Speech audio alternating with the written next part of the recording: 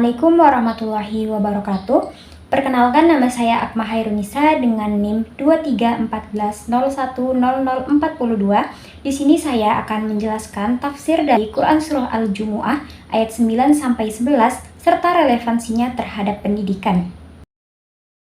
A'udzu billahi minasyaitonir rajim. Bismillahirrahmanirrahim. Ya ayyuhalladzina amanu idza nudiya lis-sholati min yaumil jumu'ati fas'au ila dzikrillahi wa dzarul bai'. Dzalikum khairul lakum in kuntum ta'lamun. Fa idza qudiyatis sholatu fantashiru fil ardi wabtaghu min fadlillahi wa dzkurullaha katsiran la'allakum tuflihun. Wa idza ra'aw tijaratan aw lahwan ninfaddu ilaiha wa tarakuka qa'ima. Qul ma indallahi khairum minal lahwi wa min tijarah wallahu khairur raziqin. Shadaqallahul azim.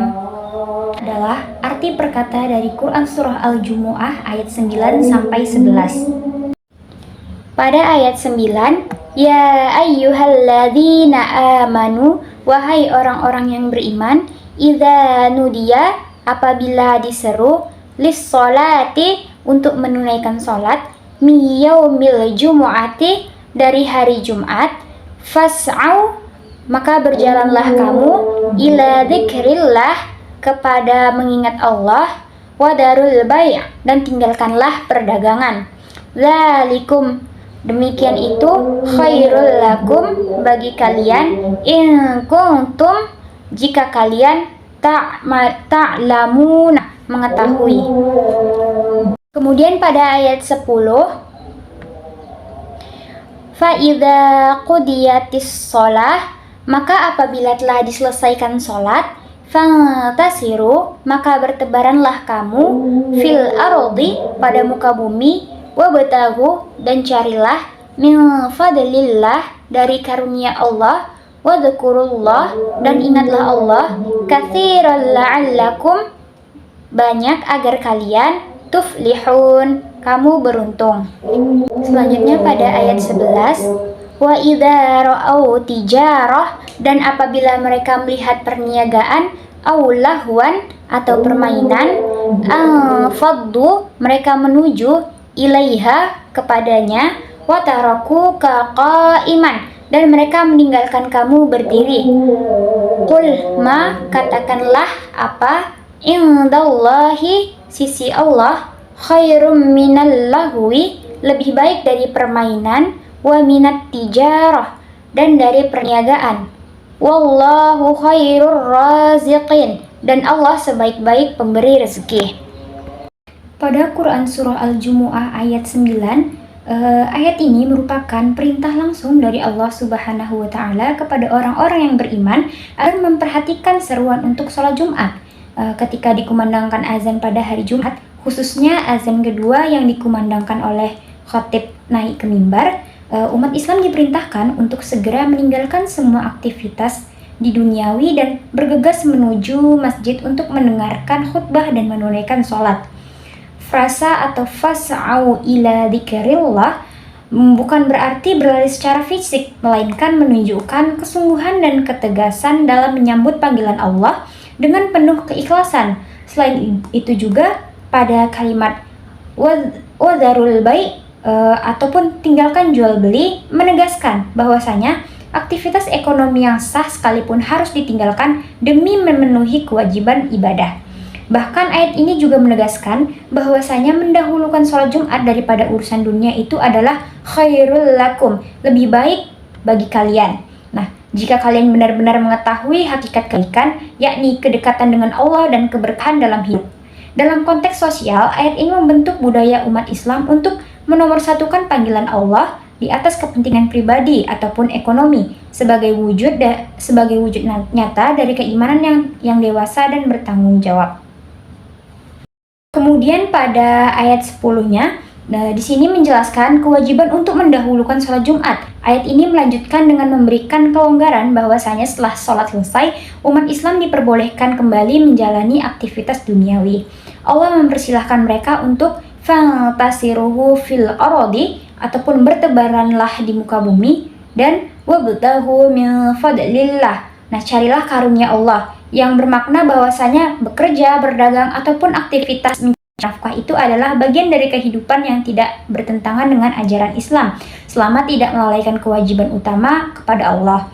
Namun, Allah tetap mengingatkan agar dalam aktivitas duniawi itu hati tetap terikat kepadanya dengan wadzukurullaha katsira. Ingatlah Allah sebanyak-banyaknya, karena hanya dengan mengingat Allah secara terus-menerus seorang hamba akan meraih tuflihun, keberuntungan ataupun kemenangan, baik di dunia maupun di akhirat.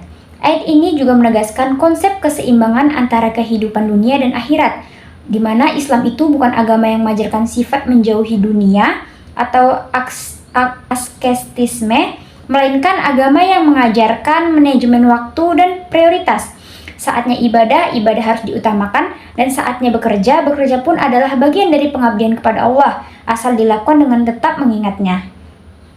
Pada ayat 11 ini, ayat ini menyinggung peristiwa yang pernah terjadi pada masa Nabi Muhammad SAW ketika beliau sedang menyampaikan khutbah Jumat dan sekelompok jamaah meninggalkan masjid karena tertarik dengan rombongan pedagang yang datang ke Madinah membawa barang-barang dagangan yang menggiurkan. Mereka tergoda oleh hiburan dan perdagangan hingga meninggalkan Nabi berdiri sendirian di mimbar. Allah mencela sikap tersebut dengan menyatakan bahwa mereka infaddu ilaiha wa tarakuka qa'ima. Berlarilah ke arah dagangan dan meninggalkanmu dalam keadaan berdiri. Peristiwa ini menunjukkan betapa mudahnya sebagian manusia itu tergoda oleh gemerlap dunia, bahkan di saat ibadah tengah berlangsung. Kemudian Allah memerintahkan Nabi untuk menyampaikan kepada mereka bahwa ma'indallahi khairum minallahi wa minal tijarah, dan artinya di mana apa yang ada di sisi Allah lebih baik daripada permainan dan perniagaan. Ini adalah pelajaran penting bahwasanya kenikmatan dunia itu bersifat sementara dan menipu. Sementara pahala dan kedekatan dengan Allah adalah kebaikan sejati dan kekal. Penutup ayat ini, wallahu khairur raziqin, menegaskan bahwanya rezeki sejati bukan berasal dari usaha semata ataupun transaksi duniawi, melainkan dari Allah, Sang Maha Pemberi rezeki. Maka jangan sampai ketergantungan kepada dunia ini membuat seorang muslim melupakan tugas tugas utamanya sebagai hamba, yakni taat kepada Rabb-Nya. Selanjutnya adalah relevansi Quran Surah Al-Jumu'ah ayat 9-11 terhadap pendidikan. Yang pertama adalah pentingnya manajemen waktu dalam proses pendidikan. Quran Surah Al-Jumu'ah ayat 9 ini memerintahkan kepada kaum mukmin untuk segera meninggalkan aktivitas duniawi, termasuk jual beli ketika seruan sholat Jumat dikumandangkan. Ayat ini juga menegaskan urgensi untuk mengutamakan perintah Allah di atas kepentingan duniawi. Dalam konteks pendidikan, nilai ini mengajarkan pentingnya manajemen waktu dan kemampuan untuk memprioritaskan hal-hal yang lebih utama, di mana pelajar dan pendidik harus mampu mengatur waktunya dengan baik antara kewajiban spiritual dan aktivitas akademik. Disiplin waktu dalam belajar, datang tepat waktu ke kelas, serta tidak menyia-nyiakan waktu dalam hal yang tidak bermanfaat merupakan bagian dari etika belajar yang sesuai dengan ajaran Islam. Kemudian yang kedua adalah prioritas terhadap ilmu dan ibadah. Ayat 9-10 juga menunjukkan adanya pengaturan prioritas antara urusan duniawi dan akhirat. Ketika sholat Jumat telah selesai, umat Islam diperbolehkan kembali bertebaran di muka bumi untuk mencari rezeki. Dalam pendidikan, ini menanamkan prinsip bahwasanya meskipun mencari ilmu dunia itu penting, tetapi ilmu akhirat ataupun ilmu agama dan kewajiban beribadah tetap harus menjadi fondasi utama, di mana seseorang tidak boleh menomorduakan urusan agama hanya karena kesibukan belajar ilmu dunia. Pendidikan Islam sejatinya adalah yang mampu menyeimbangkan antara spiritual dan keilmuan, menjadikan peserta didik tidak hanya cerdas secara intelektual tetapi juga matang secara spiritual dan moral. Kemudian yang ketiga itu adalah menanamkan nilai kedisiplinan dan ketaatan. Seruan dalam ayat 9 agar bergegas menuju zikir kepada Allah mengandung nilai bahwasanya ketaatan dan kedisiplinan yang tinggi. Dalam dunia pendidikan, terutama di lingkungan sekolah ataupun madrasah, disiplin ini merupakan kunci dalam pembentukan karakter peserta didik. Ayat ini secara implisit mengajarkan bahwasanya seorang pelajar yang taat kepada Allah akan terlatih pula untuk taat kepada aturan-aturan lembaga pendidikan. Sikap patuh kepada jadwal pelajaran, tugas guru, dan tata tertib sekolah merupakan cerminan dari keimanan yang aktif dan produktif, bukan sekedar ritualistik saja. Kemudian yang keempat itu adalah etika dalam mencari ilmu dan rezeki. Pada ayat 10 menegaskan bahwasanya setelah menyelesaikan ibadah, umat Islam diperintahkan untuk kembali bekerja dan mencari karunia Allah. Hal ini mencerminkan bahwasanya etika Islam dalam menyeimbangkan antara ibadah dan usaha duniawi. Dalam pendidikan, ini dapat ditransformasikan menjadi semangat untuk menuntut ilmu sebagai bagian dari ikhtiar memperoleh rezeki yang halal dan berkah. Ilmu bukan semata-mata untuk memperoleh pekerjaan saja, tetapi juga sarana dan pengabdian dan menebar manfaat, di mana semangat kerja keras, tanggung jawab, dan kejujuran dalam menuntut ilmu itu harus menjadi karakter dasar dalam proses pembelajaran. Kemudian yang kelima itu adalah kritik terhadap sikap materialistik dan lalai.